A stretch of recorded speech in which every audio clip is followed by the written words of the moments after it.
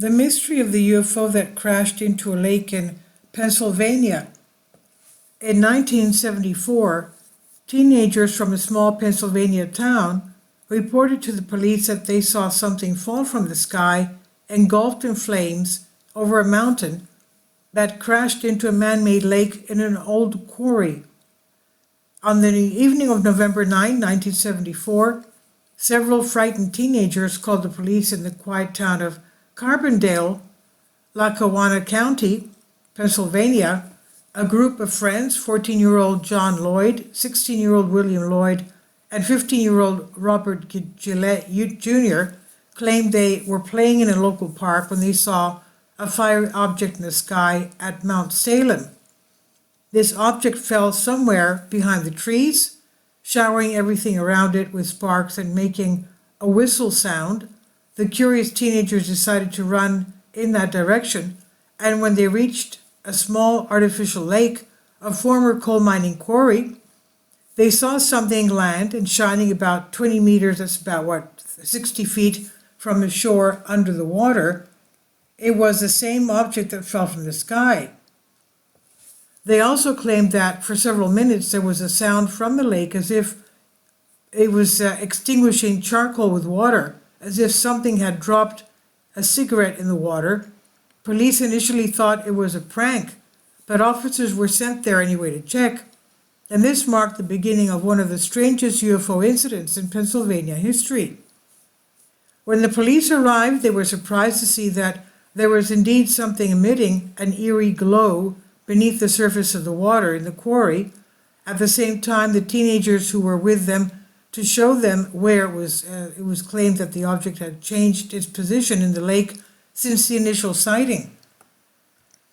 The police had no idea what it was, but just in case, they quickly cordoned off the area to prevent the curious from gathering.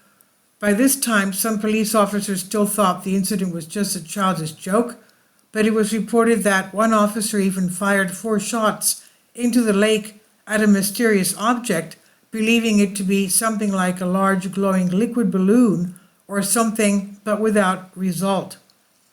Upon closer examination, the object was something spherical about 5 feet in diameter. The glow this object emitted was unfortunately uniformly pulsating in a white-yellow light. The police then came up with a version that it was a private plane that had crashed, but this did not match the description of the boys and how this object flew into the air. The next idea was that it was a meteorite, some kind of a space debris.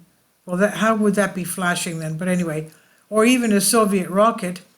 However, none of these hypotheses could explain the very strange incident that occurred.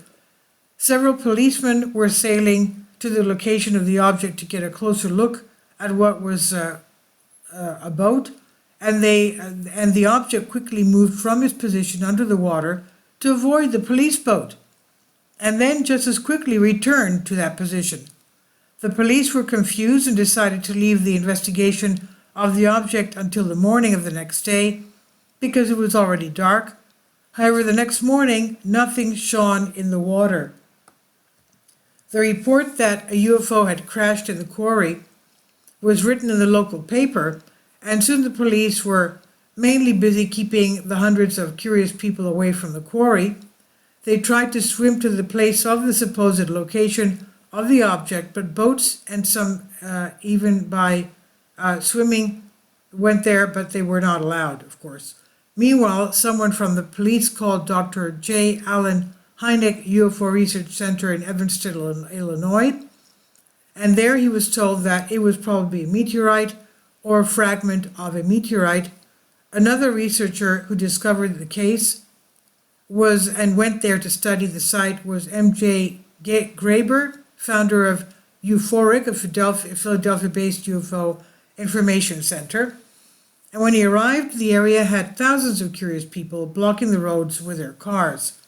It was like a scene from a sci-fi movie, he said, and there was a growing concern that ambulances would not be able to get there because of congestion if anyone needed help, even though we had no idea there were strange rumors about what was actually in the water, and many UFO researchers had been to the area and questioned the effectiveness of the police, the fire department, and it was rumored that an alien spaceship had either landed in the lake or had crashed in the muddy water, and that the military had wiped everything out the night before people gathered in the morning to see it.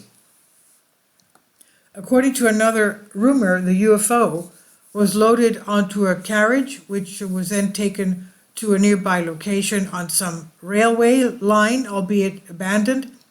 Another rumor said that the object was retrieved from the water with the help of the two military helicopters and placed in an armored truck.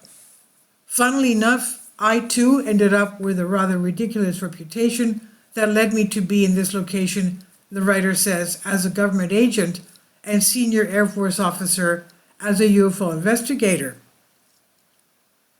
But the truth was that I was just a guy who was interested in the UFO phenomenon and was investigating reports about 2 years before the incident, said Graeber. Interestingly, Graeber reported that only the police and the Air Force officer were in the area and there was no armed military, as they later claimed. While the investigation was ongoing, the local fire department attempted to pump and drain the lake to collect the debris, but encountered many mud-related difficulties, making the process extremely slow and mostly useless. Another idea was to use a crane equipped with a magnet to lift the object, but there were concerns that whatever it was, it could leak dangerous substances, including radioactive ones. In the end, they called a diver named Mark Starney to dive in and see what was there. Meanwhile, some UFO researchers were asked by reporters to express their thoughts on the matter. Most of them began to think that it might be a prank or a meteorite. When diver Stammy got ready and dived, as soon as he came ashore holding a large metal flashlight, after that, one of the teenagers, Robert Gillette Jr., said he deliberately dropped the flashlight into the water to play a prank on his sister. And when Robert Gillette Jr.'s words were published in the press, disgruntled UFO enthusiasts and researchers began to leave the area. However, not everyone believing in the hoax version. There will still be many who believe that there really was a UFO and that they made the boy lie, and he had allegedly thrown a flashlight into the lake, and that it was supposedly from that the light that the police had seen, and that in the end the whole thing was a farce to remove all foreigners and researchers from the area. There were also people who reported seeing on the road near the quarry a large military truck with something large on it, surrounded by the military, and that everything was done so that the curious would leave the area thinking it was a prank and hide the fact that the military pulled out of the water what they pulled out, that was an alien craft with them. This whole conspiracy of cover-up, and that it was allegedly a hoax, well-known tactic of the system, was revealed when later the same Robert Gillette Jr. stated that his words about the flashlight prank were not true. He said, "My girlfriend broke up with me that day, so I was in a bad mood. I just told them what they wanted to hear, that it was a lens, that it was a flashlight, but it was not a lens. They pulled something out of the lake. I didn't call it a UFO. Officially, people did it." Now, this case was very confusing from the beginning, in which it's still not clear what was true and what's false, what was just rumors and what reality. And over the years, everything became even more blurry. Please leave your comments, and thank you for your support. Kindly support my Patreon account. The daily posts are 5 videos daily, and they are totally different from what I have on my YouTube channel. Thank you so much for your support, and that you find all my content so interesting. You'll find the Patreon account details in the description box below.